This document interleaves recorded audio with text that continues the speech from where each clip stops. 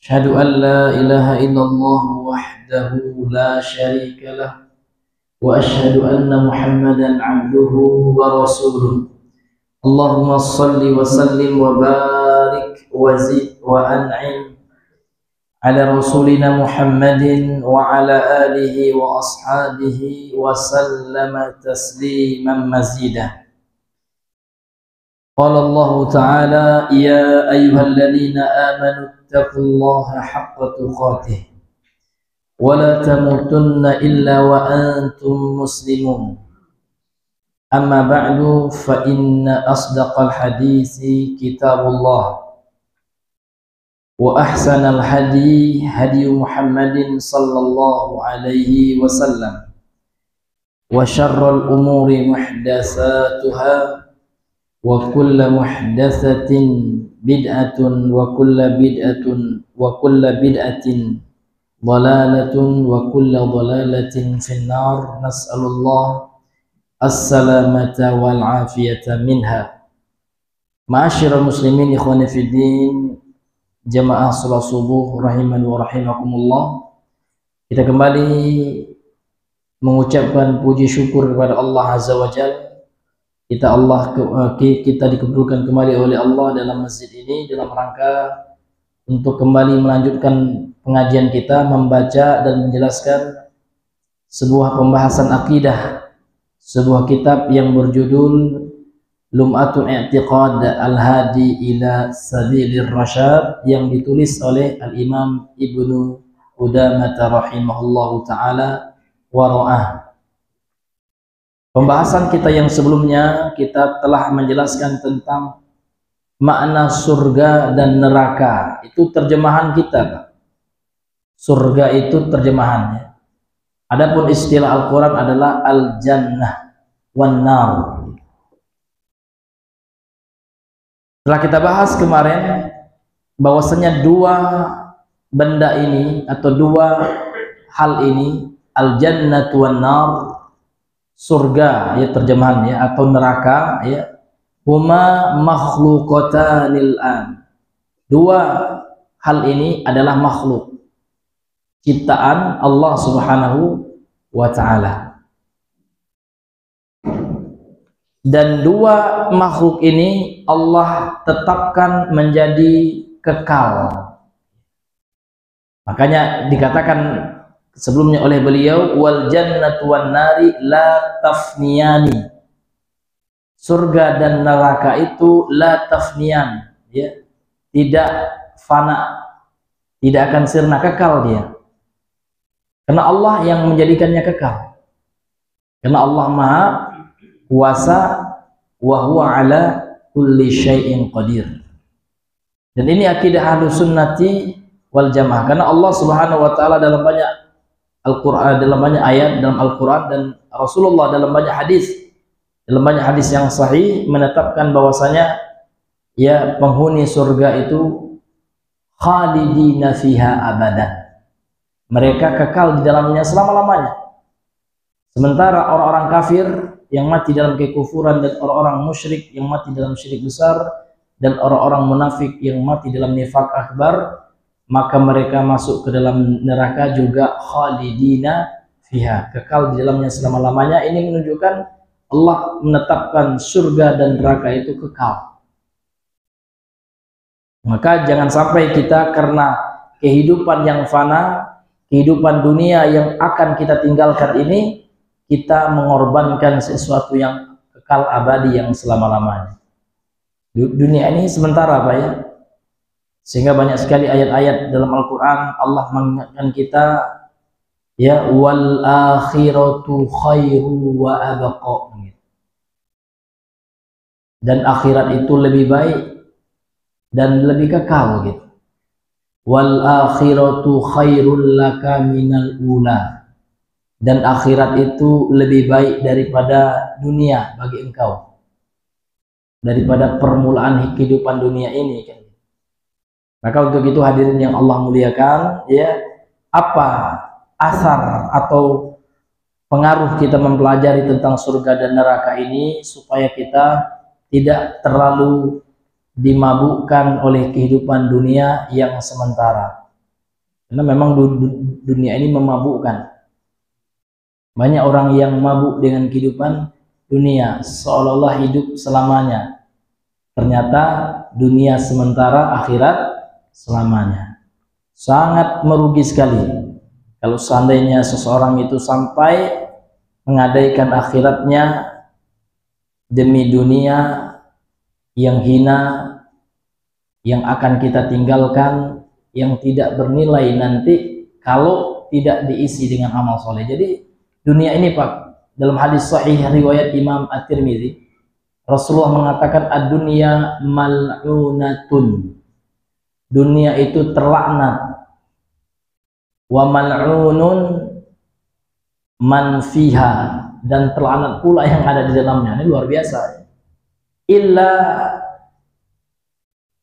aliman au muta'alliman au kama qala Nabi SAW, kecuali orang-orang yang berilmu dan orang-orang yang mempelajari ilmu agama dan yang mengamalkan ilmu. Yang disebutkan di dalam hadis tentang akhir zaman, hadisnya sahih, ketika tidak ada lagi orang yang beriman kepada Allah, ketika tidak lagi ada orang mengatakan Allah Allah, maka Allah binasakan dunia ini. Jadi dunia ini masih ada dalam perspektif Islam, ya, dalam perspektif hadis, dunia ini masih ada sampai sekarang Pak, belum Allah tegakkan hari kiamat, karena masih ada orang yang beriman kepada Allah.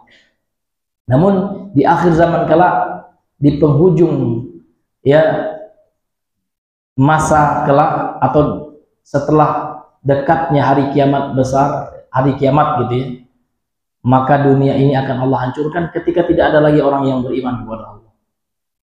Ini pentingnya ya kita senantiasa beriman dan beramal soleh kepada Allah Subhanahu wa ta'ala. Ini pembahasan kita yang sebelumnya. Sekarang kita masuk pembahasan yang berikutnya. Qala al-musannifu rahimahullah, qala syarihu rahimahullahu ta'ala, berkata pensyarah kitab, jadi kitab matannya ini disyarah oleh Syekh Muhammad bin Shalih Al-Utsaimin. Beliau berkata, makanul jannati wan nari, tempat surga dan neraka. Jadi di mana surga dan neraka itu? Tentu kita tidak bisa menerka-nerka, ini perkara gaib. Oh, kalau menurut saya surga itu di ini, tidak boleh. Karena memang keyakinan kita tentang surga dan neraka ini dibatasi dengan data yang kita peroleh dari Allah dan Rasulnya. Kita punya standarisasi. Ya, apa standarisasi kita? Al-Quran dan As-Sunnah serta ijma' para sahabat ketika mentafsirkan ayat-ayat yang berkaitan dengan surga dan neraka itu. Jadi pembahasan kita berikutnya ini Pak, makan, tempat di mana surga dan neraka itu. Berkata Syekh Shalih Al-Utsaimin di sini, al-jannatu fi a'la illiyina. Surga itu tempatnya di puncak illiyin. Liqaulihi ta'ala, berdasarkan firman Allah Ta'ala dalam surah Al-Mutaffifin ayat yang ke-18. Allah berfirman, kalla inna kitabal abrari lafi illiyin. Sekali-kali tidak, kata Allah. Kalla, sesungguhnya kitab catatan bagi orang-orang abrar, orang-orang yang bertakwa, orang-orang yang baik, ya, sungguh berada di illiyin. Ya. Kemudian pertanyaannya, illiyin itu di mana? Dijelaskan oleh para ulama kita. Al-Imam An-Nawawi ketika menjelaskan hadis tentang Rasulullah diisrokan, diterbangkan oleh Buraq, ya, dengan izin Allah. Ketika peristiwa Isra dan Mi'raj itu kan Nabi diperlihatkan surga. Jadi dalam hadisnya kan dikatakan dalam Sahih Muslim, ya, tsumman talaqa bi, kemudian tsumman talaqa bi Jibrilu, kemudian Jibril membawa aku hatta na'tiya sidratal muntaha, sampai kami, ya, sampai kami datang ke suatu tempat di langit yang ketujuh namanya Sidratul Muntaha. Imam An-Nawawi ketika mensyarah hadis ini, beliau berkata, fi hadal hadisi, dalam hadis ini, dalalatun li madhhabi ahli sunnah, terdapat dalil, ya, terdapat petunjuk bagi atau berdasarkan madhab ahlus sunnah wal jamaah, annal jannata wan nara makhluqatani, sesungguhnya surga dan neraka itu dua makhluk Allah, wa annal jannata fis sama, dan sesungguhnya surga itu tempatnya di mana Pak? Fis sama, di langit, di atas langit yang ketujuh. Kemudian hal ini juga semakna yang disampaikan oleh Ibnu Katsir dalam tafsirnya. Beliau menukilkan perkataan Ibnu Abbas. Siapa Ibnu Abbas ini Pak? Oh, ini ahli tafsir sahabat ini, nggak kaleng-kaleng Pak ya. Karena Nabi sendiri yang telah merekomendasinya. Kalau masalah tafsir ini Ibnu Abbas ini pakarnya. Karena Nabi mendoakan beliau menjadi ahli tafsir dan orang yang faham, fakar terhadap agama. Sebagaimana doa beliau masyhur diriwayatkan oleh Imam Ibnu Hibban dalam sahihnya, beliau mendoakan sepupunya beliau ini, karena Ibnu Abbas ini Pak namanya Abdullah, ayahnya Abbas. Abbas itu abangnya Abdullah, ayah Nabi kan gitu, sepupu dengan Nabi. Jadi Nabi mendoakan, dia berdoa kepada Allah supaya Ibnu Abbas ini dijadikan orang yang faqih. Allahumma faqihu fid din wa 'allimhu ta'wilah. Ya Allah, jadikanlah Ibnu Abbas ini orang yang faham terhadap agama, dan jadikanlah beliau ini tahu, ajarkanlah beliau ini tahu tentang takwil. Takwil di sini artinya tafsir, Pak ya. Tafsir daripada Al-Qur'an. Jadi tafsir Ibnu Abbas ini Pak selalu dinukil oleh ulama tafsir setelahnya. Di antaranya Imam Ibnu Katsir. Jadi Ibnu Katsir mengatakan Ibnu Abbas pernah bertanya tentang Illiyin itu di mana kepada sahabat senior. Karena Ibnu Abbas ini kecil, Pak ya, sahabat junior dia. Namanya Ka'ab bin Malik. Jadi di mana Illiyin itu? Maka Ka'ab bin Malik mengatakan fis sama'is sabi'ah. Jadi dia berada di langit yang ketujuh. Dalam riwayat yang lain, Ibnu Abbas ketika mentafsirkan lafi illiyin, sungguh berada di illiyin. Illiyin itu kata beliau lafil jannah, surga. Jadi digabung oleh Ibnu Katsir. Jadi dari dua perkataan dari Ibnu Abbas, tafsir dari Ibnu Abbas ini, illiyin ini diartikan langit yang ketujuh ya, kemudian diartikan juga surga, berarti surga itu berada di langit yang ketujuh. Dan ini juga yang disimpulkan seperti yang kita bacakan tadi, perkataan Imam An-Nawawi dalam ya syarah Sahih Muslim.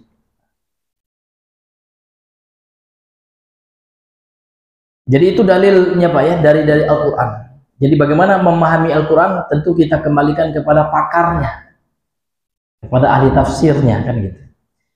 Kemudian dalil dari hadis lagi, wa qauluhu sallallahu alaihi wasallam, dan sabdanya Nabi sallallahu alaihi wasallam fi haditsil Bara ibn Azib, berdasarkan hadis dari sahabat Al-Bara bin Azib radhiyallahu anhu al-masyhur, yang masyhur, yang viral kan gitu, yang terkenal gitu, masyhur di tengah ahli hadis lah gitu. Fi qissati fitnatil qabri, yang menerangkan tentang kisah fitnah kubur, azab kubur.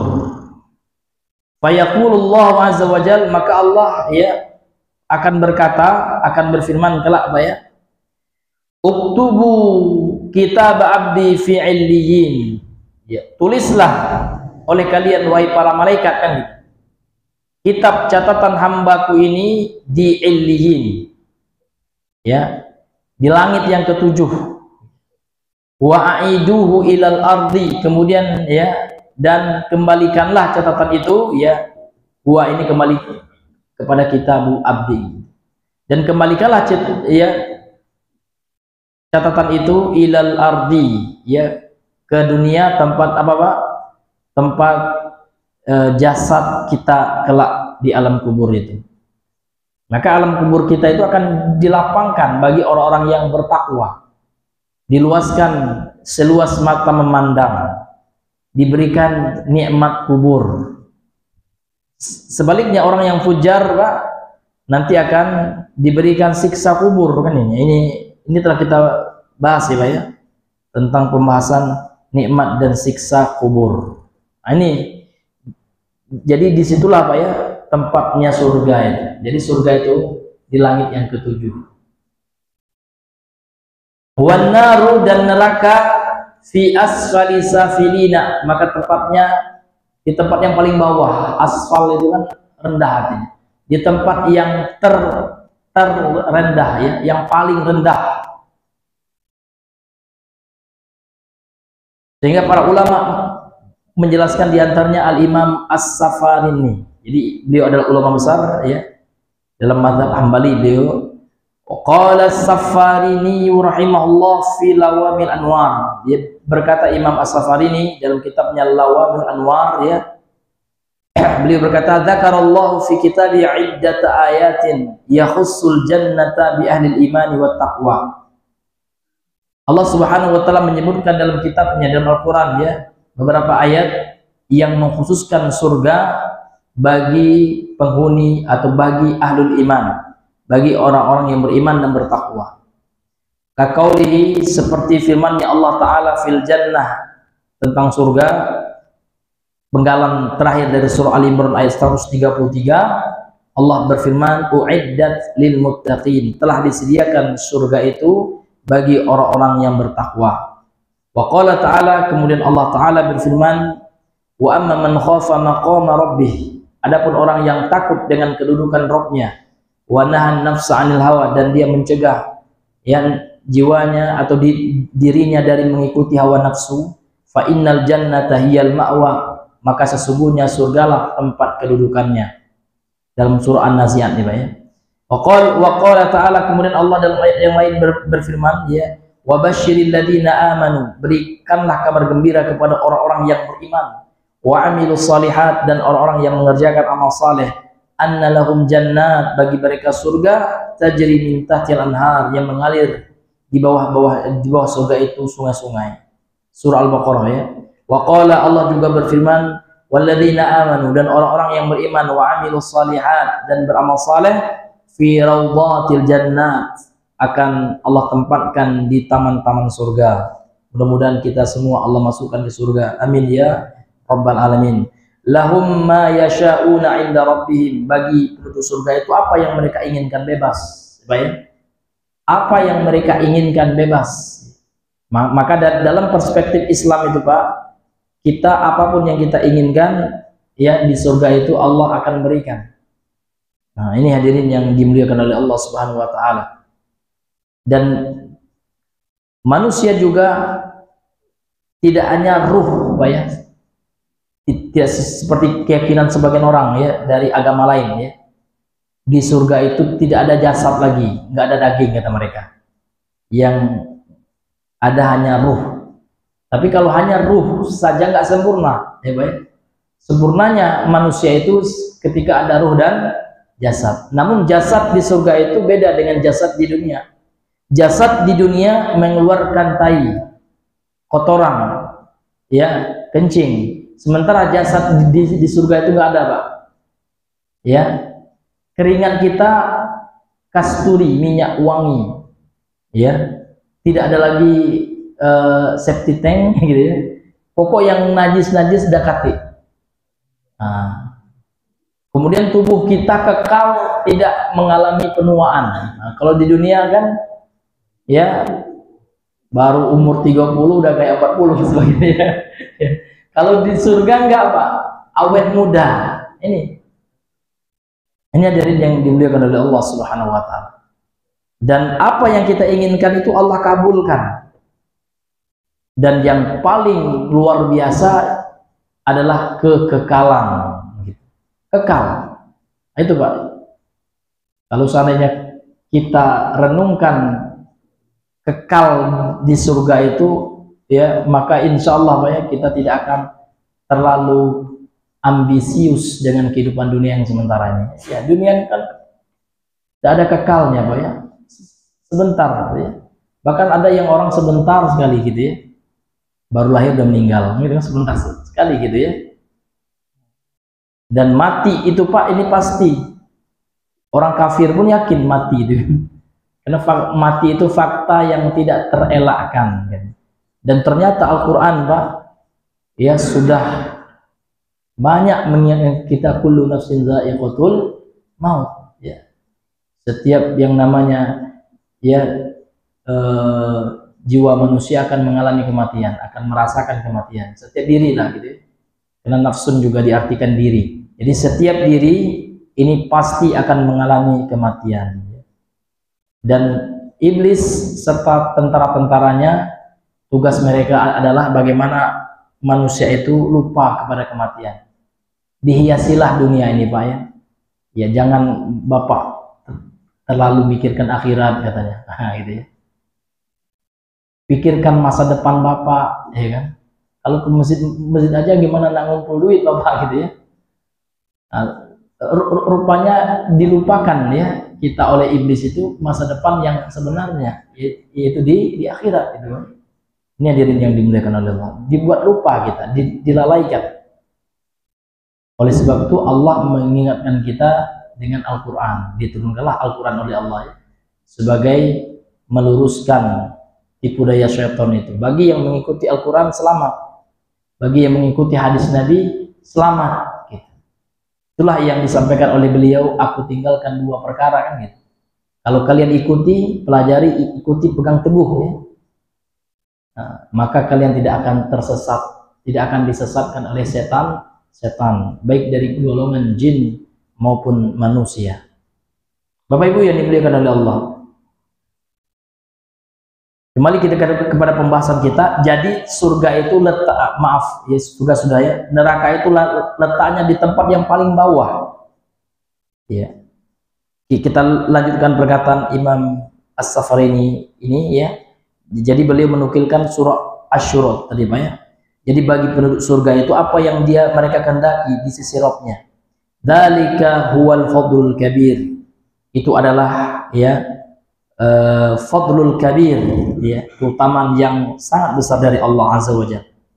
Kemudian beliau juga membawakan firman Allah dalam surah Luqman ayat yang ke-8, innal ladzina amanu, sesungguhnya orang-orang yang beriman, wa amilus solihati lahum jannatun na'im, dan yang mengerjakan amal soleh bagi mereka surga yang penuh dengan naim ya, kenikmatan. Wa hadza fil Qur'ani katsirun, dan tentang ini Pak, ini banyak sekali dalam Al-Qur'an kata beliau. Wa madaruhu ala thalathati qawaida, dan porosnya pada tiga kaidah. Imanun, yang pertama keimanan, kalau ingin masuk surga itu Pak ya, kuncinya yang pertama keimanan, wa taqwa, yang kedua takwa, wa amalun khalisun lillah, kemudian yang ketiga beramal ikhlas ya, murni untuk Allah Azza wa Jalla, ala muwafaqatis sunnah, sesuai dengan sunnah gitu. Fa ahlu hadhihi tsalatsa humul abrar, dan orang yang memiliki tiga sifat ini Pak adalah orang-orang yang baik, humul abrar kan gitu. Wahum ahlul bashari, ya, mereka adalah ahlul bashari, maaf ya, wahum ahlul busyra ya, ya. Mereka adalah orang yang mendapatkan busyra, kabar gembira itu. Duna man adahum min sairil khalq, bukan yang selain mereka dari makhluk-makhluk yang lainnya. Wa ala hadhihi salatha asya darat bisyaratil qur'ani, darat bisyaratul qur'ani was sunnati jami'uha, dan atas ketiga perkara ini, ala hadis salasati al asya, atas tiga perkara ini maka berputar kabar gembira Al-Quran dan Sunnah semuanya untuk yang tiga kaidah nih Pak ya, yang tiga hal ini, iman, takwa, dan beramal ikhlas kepada Allah. Jadi bisyarah atau kabar gembira dari Al-Quran dan Sunnah tentang surga itu ditujukan kepada tiga sifat ini. Wahia tajtami'u fi aslaini, dan tiga sifat ini berkumpul pada dua ya pokok ya, dua pondasi. Ikhlasin fi ta'atillah, ikhlas dalam melakukan ketaatan kepada Allah, wa ihsanin ila khalqih, dan berbuat baik kepada hamba-hamba Allah, makhluk Allah. Jadi dua nih Pak ya, kunci untuk mendapatkan surga itu kata beliau berdasarkan ayat-ayat tadi ya. Yang pertama hablum minallah gitu ya, ikhlas dalam beribadah. serta mengikuti sunnah. Karena ikhlas dan mengikuti sunnah Pak bagaikan dua mata uang yang saling mengokohkan dan menguatkan. Kemudian yang kedua, berbuat baik kepada makhluk, hablum minan nas. Wa tarji'u ila khaslatin wahidatin. Dua pokok ini kembali kepada satu sifat. Wa hiya muwafaqatu Rabbi ta'ala fi mahabbihi wa la tariqa ila dzalika illa bitahqiqil qudwati zahiran wa batinan bi Rasulillah sallallahu alaihi wasallam. Ya, kemudian kata beliau, ya, dua dasar tadi kembali kepada satu sifat, yaitu muwafaqatur Rabb, ya, mentaati Rabb Allah Ta'ala dalam fi mahabbihi, dalam kecintaan kepadanya, wala tariqa ila dzalika, dan tidak ada jalan, ya, untuk bisa mencintai Allah tersebut illa bitahqiqil qudwati, kecuali merealisasikan bentuk pengikutan, ya, bentuk ketaatan, ikut menjadikan kedua contoh siapa Pak? Zahiran wa batinan, secara zahir dan batin siapa? Bi Rasulillah, ya, yaitu Rasul SAW. Jadi kalau kita ingin mendapat cinta Allah itu Pak, wajib menjadikan Rasul itu sebagai kedua, itu maksudnya. Kemudian Imam As-Safari ini melanjutkan, fa kullu wahidatin minal jannati wan nari haqqun sabitun fil kitab wa sunnah wa ijma'il ummah. Ya, setiap satu dari surga dan neraka itu adalah benar dan telah tetap berdasarkan Al-Quran, sunnah dan ijma'nya umat Islam. Ya, fa kullu ma huwa kadzalika fal imanu bihi wajib. Maka setiap, ya, kata tentang iman itu Pak, dan tentang surga dan neraka itu, maka beriman dengannya wajib. Wa i'tiqadu biwujudihi haqqun, dan meyakini akan keberadaan surga dan neraka itu adalah kebenaran. Haqqun lazimun, kebenaran yang wajib untuk dibenarkan, itu maksud. Wal muradu minal jannati darus thawab, yang dimaksud dengan surga itu adalah tempat kita memperoleh pahala dari amal yang kita lakukan di dunia, itu namanya darus thawab. Tempat Allah berikan ganjaran dari amal soleh yang kita lakukan di dunia ini. Wa minan nari, dan yang dimaksud dengan neraka itu kata beliau darul iqab, tempat orang kafir, ya, pelaku kesyirikan mendapatkan sanksi, gitu ya, siksa dari dosa-dosa kesyirikan, kemaksiatan, ya, kekufuran yang dia lakukan di dunia. Jadi Allah memasukkan orang ke dalam surga itu karena rahmat Allah, karena kasih sayang Allah. Sementara hamba Allah yang Allah masukkan, Allah, ya, jebloskan ke neraka, ini berdasarkan keadilan dari Allah. Memang sudah layak masuk neraka, gitu ya, sudah pantas untuk masuk neraka tersebut. Ini hadirin yang dimuliakan oleh Allah Subhanahu wa Ta'ala.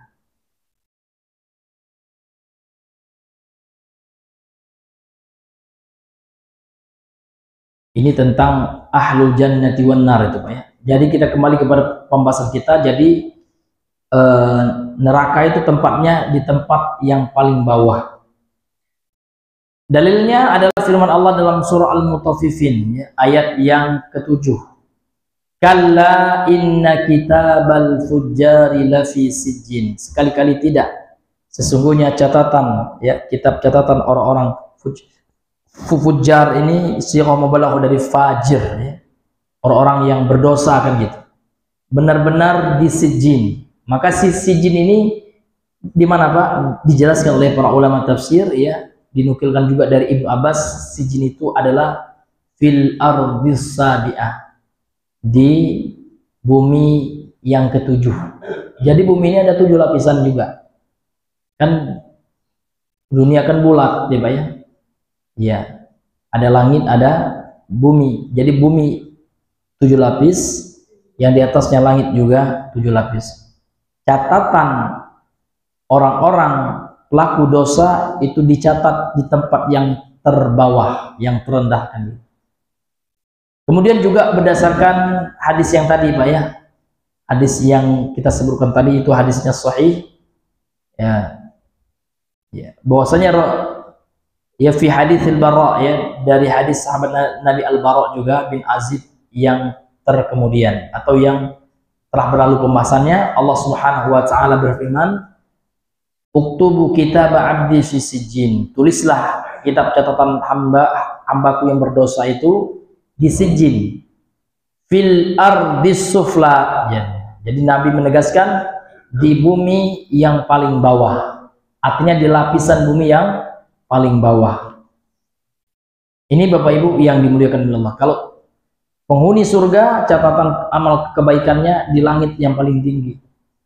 Sementara ya kan, maka jarak perbandingan antara surga dan neraka itu Pak jauh sekali gitu ya.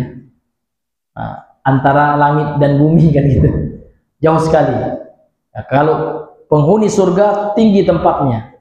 Sementara penghuni ya neraka di tempat yang paling bawah gitu. Namun walaupun di tempat yang paling bawah, nanti di akhirat kelihatan Allah Subhanahu wa taala menghendaki itu. Sehingga akan terjadi dialog Pak yang Allah telah beri bocoran dalam Al-Qur'an Pak ya. Bahwasanya Allah mengkisahkan tentang dialog ya antara ahlul jannah dengan ahlul nar, antara penghuni surga dan neraka. Ya, sebagaimana diantaranya dalam surah Al-Mudaththir itu ya. Masalakakum fi saqar gitu ya. Masalakakum, apa yang menyebabkan engkau itu ya menempuh jalan sehingga masuk ke dalam neraka saqar. Jadi saqar itu salah satu nama neraka. Dijawab oleh penghuni neraka ini, qalu lam nakum minal musallin gitu ya. Di antara penyebabnya yang paling besar ya, setelah kesyirikan, syirik nomor 1 gitu. Ya, orang yang meninggalkan sholat juga gitu ya. Kami dahulu tidak sholat. Ini Bapak Ibu yang Allah muliakan. Karena orang yang meninggalkan sholat secara sengaja Pak, maka akan membatalkan pahala-pahala yang lain. Ingat tuh, yang membatalkan pahala itu dalam Islam tidak hanya syirik. Memang nomor 1 syirik betul Pak. Dan nomor 2-nya adalah meninggalkan sholat secara sengaja. Ingat Pak ya, sengaja. Beda dengan ketiduran. Kalau ketiduran Nabi pun pernah kesiangan gitu ya. Ini manusiawi gitu ya. Nah, namun kalau kita memang ketiduran ya kan, bangun-bangun tiba-tiba udah jam 6:30 ya, langsung aja kita wudhu Pak. Langsung wudhu, istighfar ya. Kemudian apa-apa kita sholat. Jangan pernah tinggalkan sholat walaupun telat, walaupun bangun jam 11 gitu ya, tetap gitu Pak ya. Ini hadirin yang Allah muliakan. Karena sholat itu Pak tidak bisa ditinggalkan kecuali hilang kesadaran. Nah memang syarat sholat itu berakal kan gitu ya. Orang yang tidak sadar kan ada akalnya, itu baru ada uzurnya. Namun ketika dia siuman dari pingsannya, wajib dia mengkobok sholat yang dia terlewatkan ketika operasi pingsan gitu Pak. Ini hadirin yang Allah muliakan. Karena sholat ini luar biasa ya, sehingga Nabi mengatakan dalam hadis Sahih Al-Bukhari Pak ya, man taraka sholatal asri faqad habita ya amaluh. Barang siapa yang meninggalkan sholat asar secara sengaja, maka Allah menghapus seluruh amal-amalnya. Di hadis ini dicontohkan sholat asar, artinya ya tidak hanya sholat asar gitu ya, salah satunya sholat asar gitu. Artinya semua sholat yang ditinggalkan secara sengaja Pak, ini akan membatalkan pahala kita yang lain. Sehingga kalau ada orang yang dia bilang tidak apa-apa lah, tidak sholat itu, yang penting kita baik gitu. Yang penting kita rajin infak ya. Kata siapa? Nabi mengatakan kalau bapak nggak sholat, pahala infak bapak 0 gitu ya. Pahala sedekah bapak 0. Karena amal bapak itu diterima kalau memenuhi syarat. Syaratnya yang pertama bertauhid, yang kedua dirikan sholat. Kalau bapak nggak mendirikan sholat, walaupun bapak sehari itu 1 T sedekahnya gitu ya, dikumpulkan semua anak yatim ya di provinsi Jambi ini ya, setiap hari kita kasih makan gitu.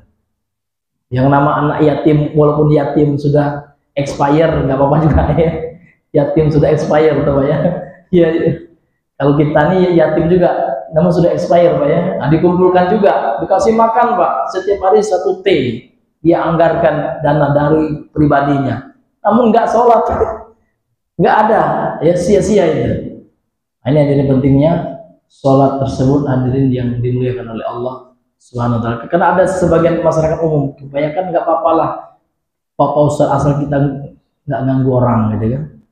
Nah, nggak bisa itu, kata siapa nggak apa-apa ya kan, wong Al-Quran bilang neraka kok gitu, nggak apa-apa. Gimana ini hadirin yang dimuliakan oleh Allah, ini luar biasa sekali ini Bapak. Kemudian ahlul jannati wa ahlun nar. Sekarang pembahasan kita tentang penghuninya lagi Pak. Siapa penghuni surga itu dan siapa penghuni neraka itu? Beliau berkata, ahlul jannati kullu mu'minin taqiyyin. Penghuni surga itu adalah setiap yang beriman dan bertakwa. Ini syaratnya Pak, beriman dan bertakwa. Li'annahum awliya'ullahi, karena mereka adalah wali-wali Allah. Jadi wali-wali Allah itu Pak, bukan orang yang digambarkan bisa terbang, ya kan? Bisa masuk rumah orang nggak kelihatan, ini maling ini ya.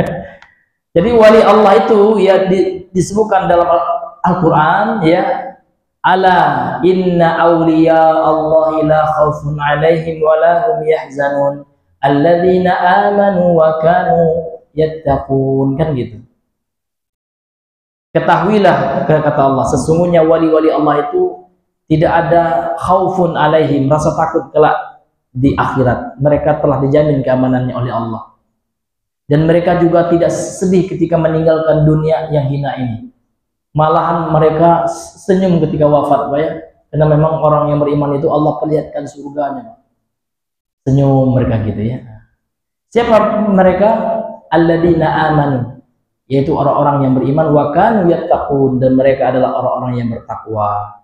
Ini hadirin yang Allah muliakan. Qala Allah Ta'ala fil jannah, Allah berfirman tentang surga dari surah Ali Imran yang kita bacakan tadi penggalan akhirnya Pak ya. Surat Ali Imran ayat 133 itu, surga itu kata Allah uiddat lil muttaqin, telah Allah siapkan bagi orang-orang yang bertakwa. Dalam surah Al-Hadid ayat 21 tentang surga Allah mengatakan uiddat lil ladzina amanu billahi wa rusulih, disiapkan bagi orang-orang yang beriman kepada Allah dan rasul-rasulnya. Ini hadirin yang Allah muliakan. Orang Nasrani Yahudi tidak dapat Pak, karena mereka nggak beriman kepada seluruh rasul dan tidak beriman kepada rasul yang terakhir. Bahkan dibulinya, dicaci, dimaki, diolok-oloknya Nabi kita oleh orang Nasrani itu ya. Na'udzubillahi min dzalik.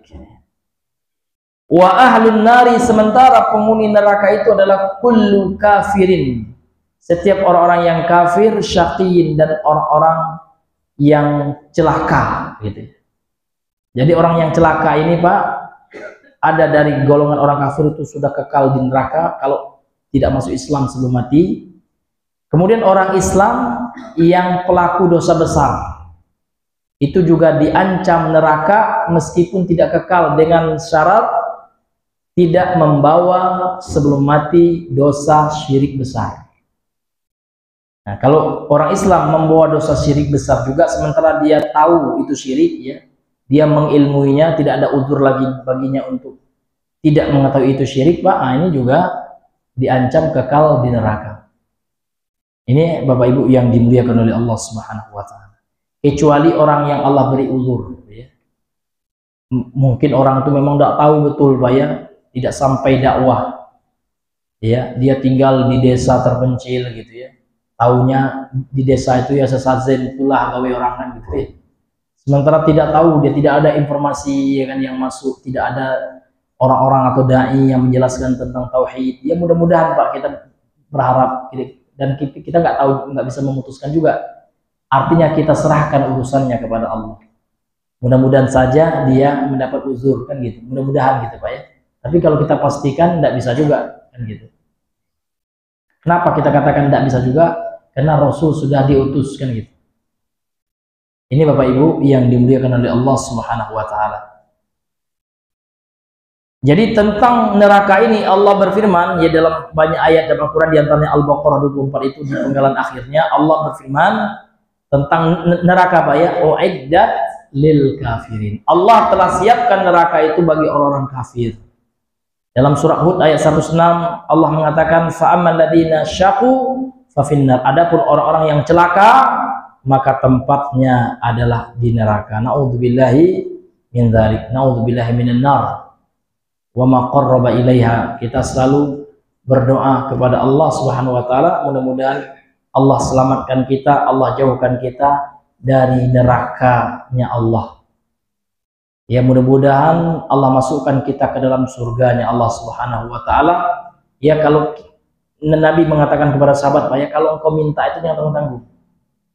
Kalau engkau berdoa, maka berdoalah kepada Allah supaya masukkan ke dalam surga yang tertinggi, surga Firdaus, Pak. Amin ya Rabbal alamin. Dan mudah-mudahan kita Allah jauhkan dari azab, ya Pak ya.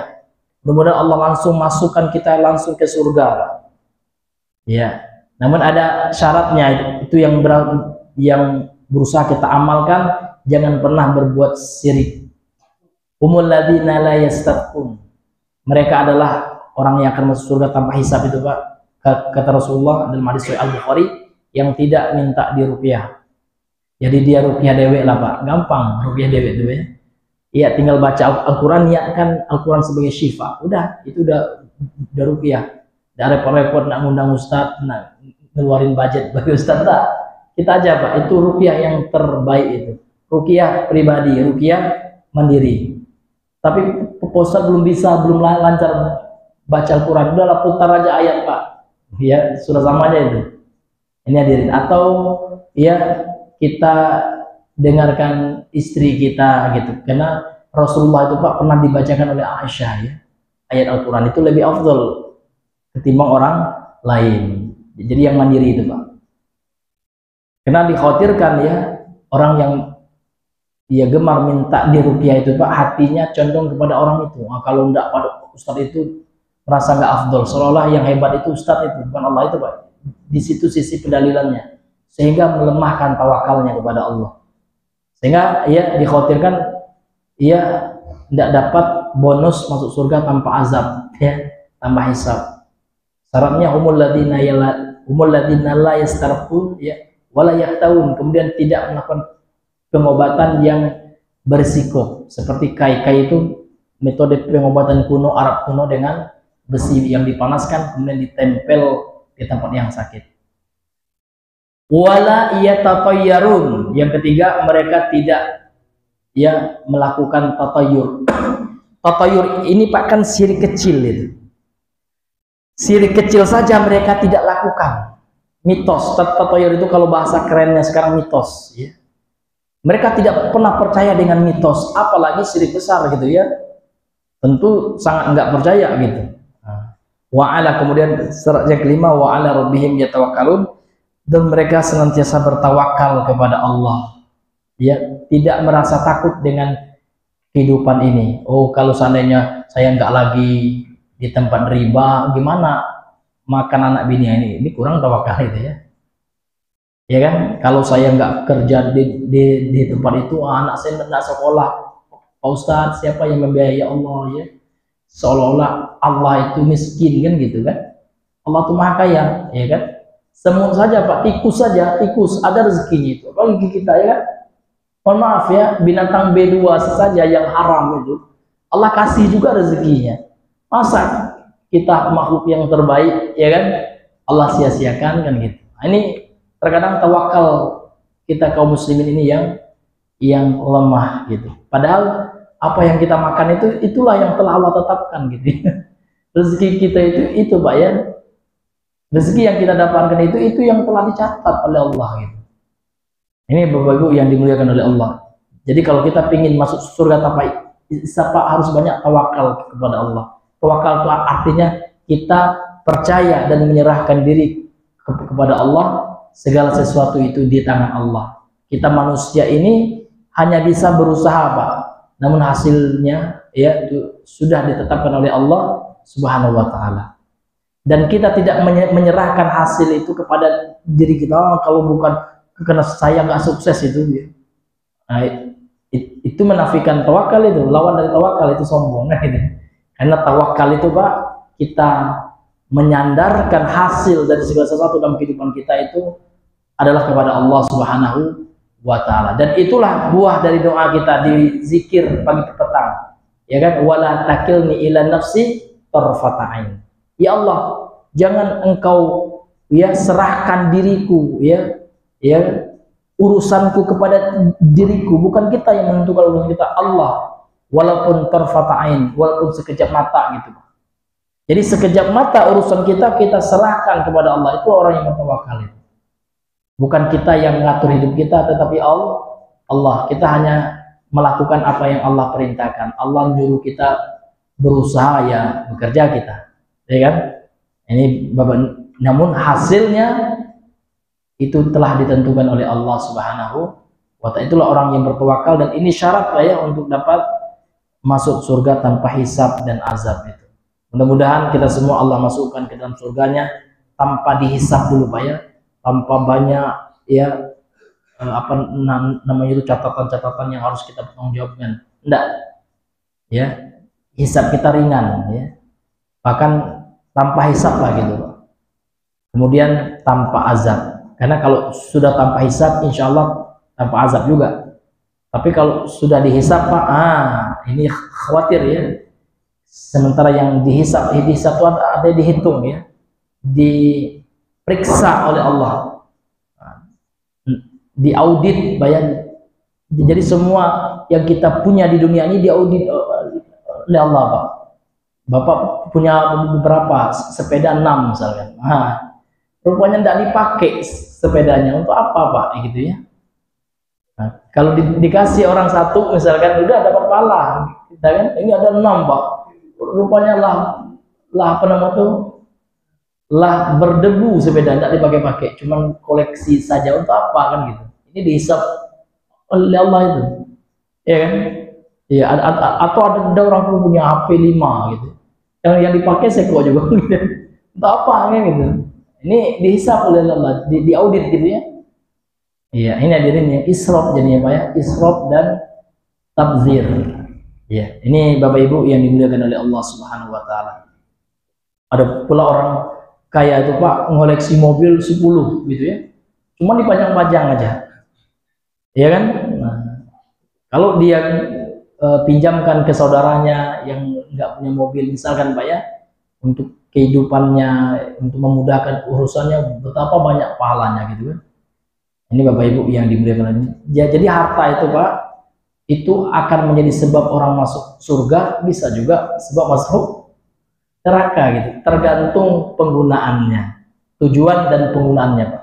Kalau tujuan kita memang untuk ibadah kepada Allah dengan banyaknya harta Pak ya, target kita punya harta gitu, namun harta ini yang pertama ini untuk ngasih para janda gitu kan, ini yang kedua ngasih para penuntut ilmu yang tidak ada biaya.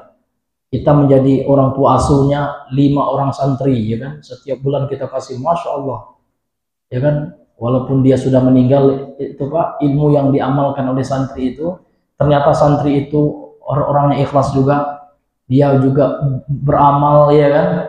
Kemudian dia berdakwah juga. Bayangkan Pak, setiap kali dia mengisi pengajian atau setiap kali dia ngajar di pondok pesantren, ya kan? Diamalkan ilmu yang dia sampaikan, itu kayak LMM. Pahalanya kayak multi level tuh Pak, ngalir terus sama dia, masya Allah.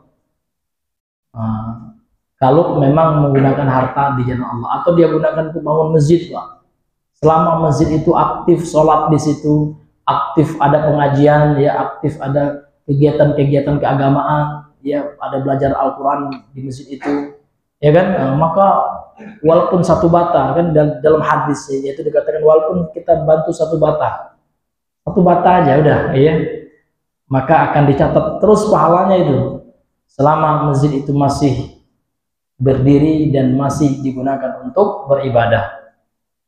Betapa luar biasanya pahalanya ya, apalagi 1 sak semen, tentu pahalanya itu ya besar kecil. Ini yang pertama ikhlas Bapak ya, tergantung ikhlas dulu, walaupun 1 bata tapi ikhlas Pak, lebih baik daripada 1 M namun ya kan ada bangga ujub ya, kan ini uang saya itu yang bagus gitu ya, senang dipuji ya, itu bisa batal pahala kita ya. Yang pertama ulama mengatakan besar kecil pahala itu ditentukan dengan ikhlas gitu.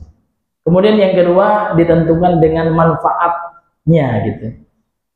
Tentu kalau satu sak semen ikhlas dengan satu bata ikhlas, sama-sama ikhlas sama apa ya?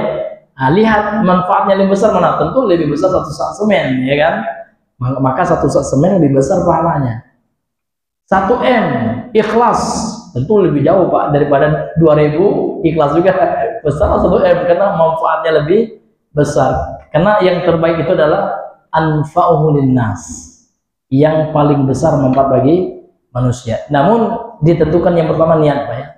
Innamal a'malu binniyat. Niatnya ikhlas, kalau sama-sama kalau sudah ikhlas Pak ya, dan lihat bagaimana manfaatnya. Semakin besar manfaatnya bagi manusia, semakin besar manfaat dari hartanya itu, ya kan, maka semakin besar pula pahalanya ya. Mudah-mudahan kita semua ya Pak ya diberikan oleh Allah semangat untuk berlomba-lomba dalam kebaikan ya, membangun masjid, dan kami sampaikan ya harus ikhlas gitu ya. Yang namanya ikhlas Pak, cirinya ada, tidak terbang ketika disanjung dan tidak jatuh ya ketika dicela. Itu orang yang ikhlas, itu cirinya Pak. Jadi orang yang ikhlas itu ketika orang mencelanya Bapak itu ria, itu walaupun dibilang ria dia tidak akan berhenti beramal soleh. Memang dia beramal itu bukan untuk mendapat komen manusia, mau orang bilang dia ria lah, orang bilang dia ini itulah. Kalau niatnya sudah tulus untuk mendapatkan surga Allah, itu tidak dia gubris, itu orang yang ikhlas Pak. Tapi kalau orang yang kurang ikhlas Pak, dikit aja tersinggung dia nggak datang lagi, udahlah ya, mati udah sana gitu dia. Itu harus diperbaiki kembali ikhlas kita ya. Berarti kita masih menganggap komen manusia itu sebagai sesuatu yang mempengaruhi hati dan niat kita. Maka orang yang ikhlas itu ya Pak ya, cirinya dia ketika melakukan amal itu betul-betul tidak ada lagi ya kaitan hatinya dengan manusia. Jadi hatinya telah dikaitkan kepada Allah saja. Mau dipuji orang silahkan, mau dicemooh nggak apa-apa gitu ya.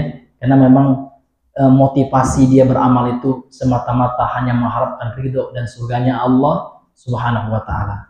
Dan ikhlas ini memang sulit Pak ya, karena banyak godaannya. Setan itu selalu menggoda dia, membisikkan, Pak ya, Bapak ini sudah banyak berimpak di masjid itu Pak, masa Bapak nggak dihargai katanya. Masa ya kan Bapak nggak disebut nama Bapak, nggak ditulis pula nama Bapak. Sudah mulai gitu Pak ya, pula saya yang banyak di sana. Hati-hati Pak, itu perangnya iblis itu, untuk membuat ikhlas kita lemah bahkan hilang, sehingga dia oh iyalah karena bukan akulah masjid itu ada nggak mulai seperti itu Pak ya, hilang lah pahalanya yang besar, kasihan gitu kan. Ini hadirin yang dimuliakan oleh Allah, bagi kita yang suka berimpak bersedekah ya kan, maka wasiat saya Pak ya, mari kita pertahankan ikhlas kita, karena ini syarat diterimanya amal kita. Tidak akan Allah terima kecuali dengan niat yang tulus untuk Allah dan tidak menggubris apa komen manusia, apa kata manusia. Gak apa-apa, kita hanya kepada Allah Subhanahu wa Ta'ala. Itu yang insya Allah Pak ya, merupakan ciri orang yang mukhlis, orang yang ikhlas dalam beramal itu. Wallahu ta'ala a'lam bissawab ya. Karena mengingat waktu Pak ya, maka kita cukupkan dahulu sampai di sini pembahasan kita. Pembahasan yang terakhir Pak ya, yang masih berkaitan dengan ini adalah tentang kematian. Jadi mati itu Pak, nanti di hari kiamat Allah akan berikan jisim atau jasadnya.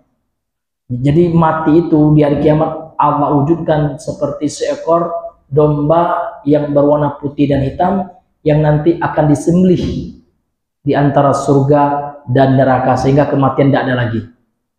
Ketika orang Islam masuk ke dalam surga, khuludun la mauta fiha, kekal dan tidak ada lagi kematian.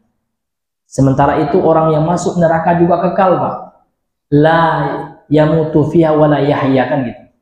Dia tidak mati di dalamnya, enggak juga hidup gitu kan. Nah, kalau dikatakan hidup, ya seperti dia hampir separuh mati kena siksaan yang pedih di neraka. Ya, insya Allah ini akan dibahas pada pertemuan yang berikutnya kalau Allah mengizinkan dan Allah takdirkan. Subhanakallahumma bihamdika asyhadu an la ilaha illa anta astaghfiruka wa atubu ilaik ya. Sebelum tutup Pak, mungkin ada di antara Bapak Ibu, Bapak sekalian yang ingin bertanya ya kalau kami ada ilmunya maka kami akan berbagi, kita akan berbagi ya di majelis kita pagi hari ini, maka kami persilakan. Ya Pak ya. Waalaikumsalam warahmatullahi wabarakatuh.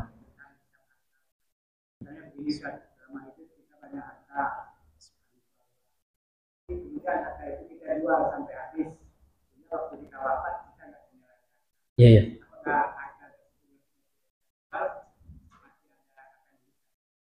Iya. Kalau harta kita jual, Pak, tentu masih ada pula gantinya, Pak. Nggak habis ya. Kalau yang habis itu, Pak, kalau kita wariskan misalkan sama anak kita atau kita infakkan, itu habis namanya. Tapi kalau misalkan Bapak punya mobil ya kan, Bapak jual, tentu dapat duitnya kok gitu. Ya, itu artinya belum habis, Pak. Ya. Iya, kalau masih dijual. Tapi kalau Bapak, maksudnya Bapak sebelum meninggal tuh Bapak sodakokan semua. Apakah dikatakan kita punya harta, ya udah lagi lah atau apa? Karena sudah berpindah ke pemilikan. Ya, bukan Bapak lagi yang memilikinya. Iya, kalau diwariskan juga habis itu dipindahkan kepada ahli waris kita. Iya, seperti itu. Tapi kalau yang namanya harta waris itu setelah meninggal, Pak. Orang yang punya waris setelah meninggal. Tapi kalau masih hidup itu bukan waris namanya.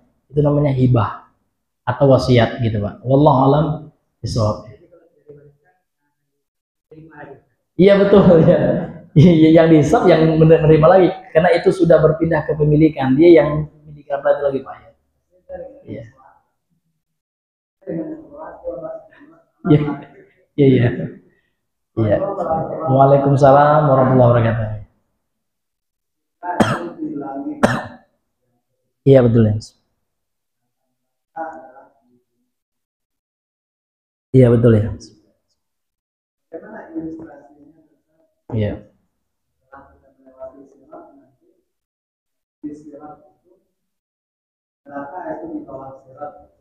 Betul ya. Iya. Iya.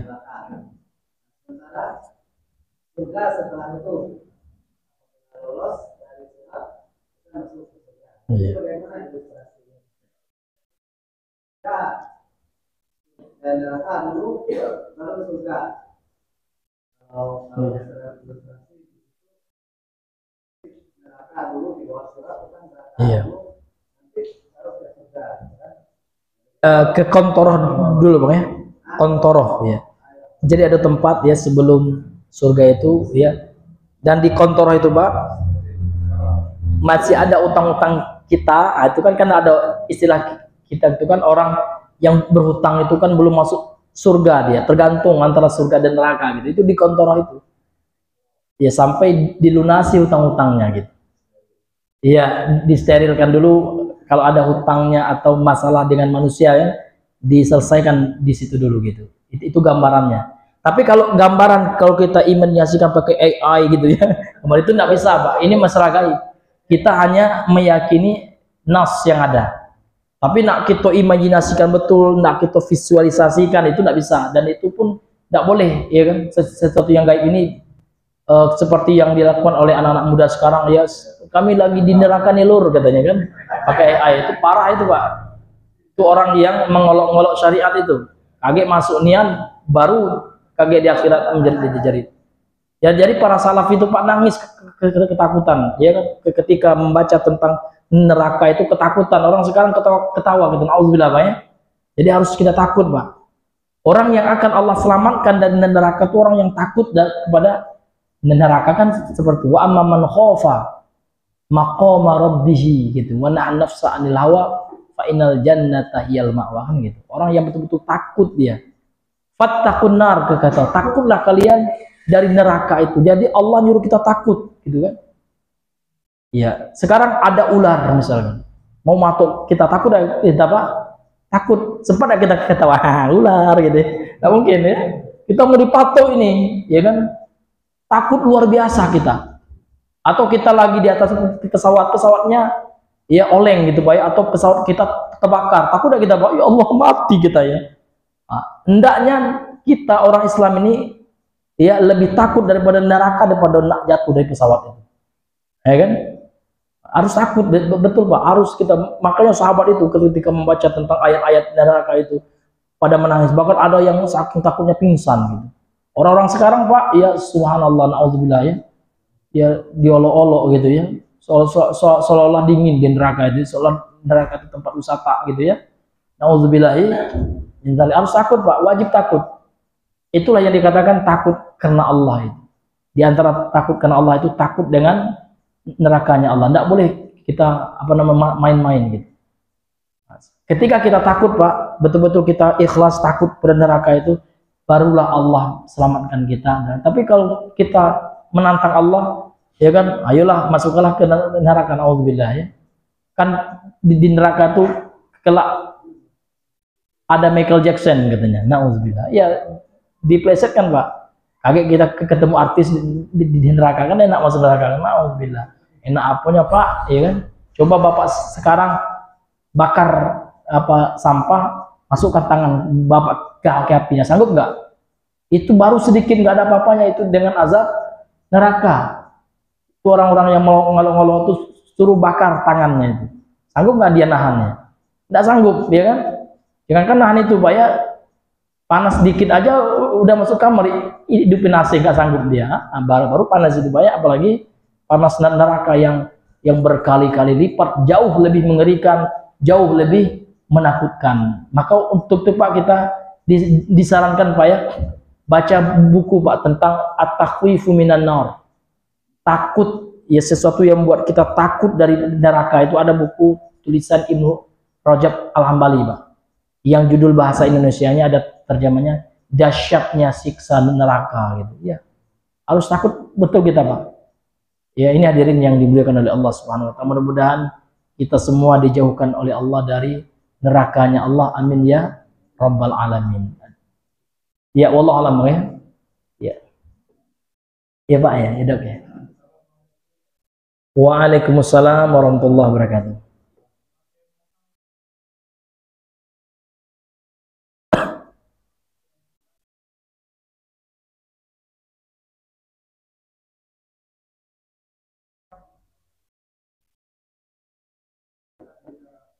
Iya, iya,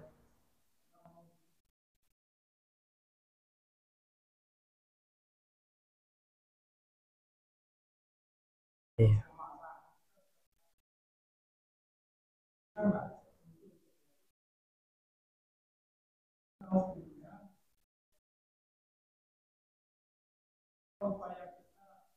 iya,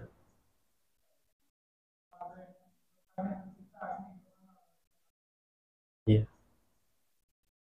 Iya, Masya Allah. Jadi kalau orang yang sudah pikun Pak ya, maka pikun itu pun bertingkat-tingkat Pak. Kalau pikunnya sudah kronis, sudah parah, memang sudah nggak tahu lagi sama orang gitu Pak ya, maka hukumnya sama seperti anak kecil yang belum balik. Artinya, la yukallifullahu nafsan illa wus'aha. Fattaqullaha mastata'tum. Allah tidak membebankan seseorang itu melainkan sesuai dengan kesanggupannya, dan Allah menyuruh kita bertakwa sesuai dengan kemampuan kita. Kalau udah pikun nggak lupa semuanya, ya kan nggak sadar lagi, tentu dia dapat uzur Pak, ya kan, karena dia memang tidak sengaja atau tidak sadar gitu. Sementara syarat sah ibadah itu diantaranya sholat, ya, itu kan syarat sahnya itu Pak berakal. Jadi orang pikun ini kan akalnya sudah tidak normal lagi gitu Pak ya. Nah, kalau seperti itu Pak, insya Allah ya, kalau dia memang sudah parah sekali, karena dia memang tidak ngerti lagi, sholat apa itu sholat katanya, sudah tua, maka kita doakan saja, dan insya Allah Pak ya, dia diberi uzur karena memang faktor usia dan faktor umurnya. Tapi ada juga orang pikun Pak, enggak kronis nih Pak ya, tidak parah, terkadang ingat dia, waras dia gitu ya, apa namanya itu, sempurna dia kan. Nah, ketika dia sempurna itu, ketika dia ingat ya kan, itu disuruh dia ingatkan dia sholat gitu Pak ini waktunya sholat, oh sholat ya, biasa mau dia, tapi pas sholat tuh datang lagi pikunnya, kadang ya kita ingatkan lagi sesuai dengan kesanggupan lah ya. Ya seperti itu Pak ya. Jadi orang yang pikun itu Pak, solusinya lihat keadaan pikunnya. tingkat kepikunannya gitu. Kalau pikunnya sudah memang 100% pikun gitu Pak ya, memang tidak kenal orang lagi, jangankan sholat, kita anaknya aja tidak tahu lagi kamu ini siapa katanya gitu ya. Maka orang yang seperti itu ya, ibu-ibu ataupun orang tua lansia yang seperti itu, insya Allah Pak ya, ini diberikan uzur oleh Allah Subhanahu wa Ta'ala. Tapi kalau pikunnya setengah-setengah Pak ya, kadang normal ya kan, kadang pikun, maka pas dia normal itu Pak, suruh sholat dia seperti itu ya. Allah alam bisawab. Tapi memang harus ini Pak ya, anaknya itu harus ekstra ya, harus ekstra baktinya, karena memang mengurus orang pikun itu harus sabar Pak ya. Kadang-kadang Pak, mohon maaf ya Pak ya, di sebagian anak-anak nggak sabar, dia marah-marah dia sama ibunya yang pikun ya kan. Ya Pak, kan orang yang pikun itu kadang-kadang jam 3 bangun dia ketok-ketok rumah, Waalaikumsalam gitu kan, entah apa-apa aja katanya. Memang ya faktor kesadarannya gitu. Kadang anak-anak marah-marah, nggak boleh gitu ya, sabar kita. Walaupun setiap malam kita harus ya dibangunin oleh ibu kita yang pikun. Kalau kita sabar Pak, insya Allah surga bagi kita itu ujian itu.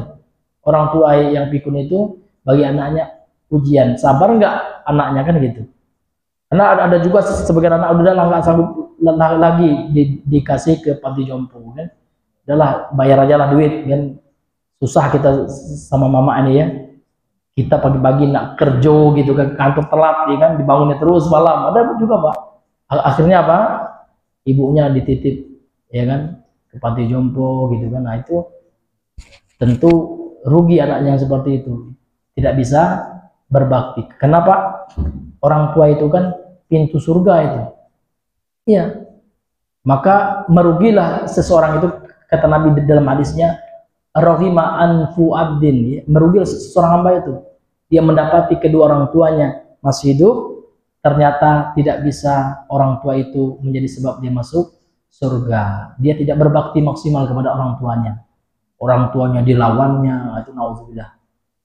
Durhaka itu ya, tentu orang yang durhaka itu Pak diancam dengan neraka. Jangankan kita nyegak bapak ibu kita ya, bilang ibu itu aja sudah tidak boleh. Wala taqul lahuma uff, kan gitu.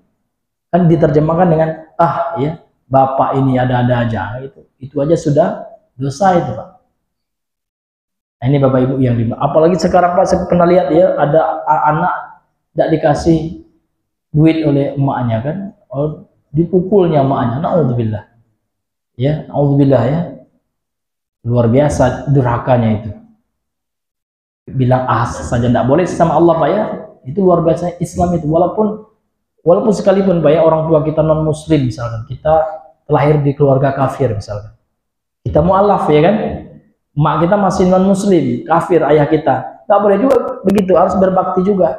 Kalau kita mengajak ibu-ibu kita misalnya yang masih non muslim dengan kata-kata yang baik, kata Allah ya kan, dengan menyentuh. Seperti Abu Hurairah, setiap hari Abu Hurairah itu nangis Pak, nahan nangis, nahan marah gitu, tapi tidak ada beliau marah sama emaknya, tetap sabar gitu ya, karena ibu beliau selalu mencaci Nabi. Iya, nangis Abu Hurairah setiap mendengar mamanya mencaci Nabi Muhammad, nangis beliau, ya Allah tolonglah beri hidayah mamaku ya.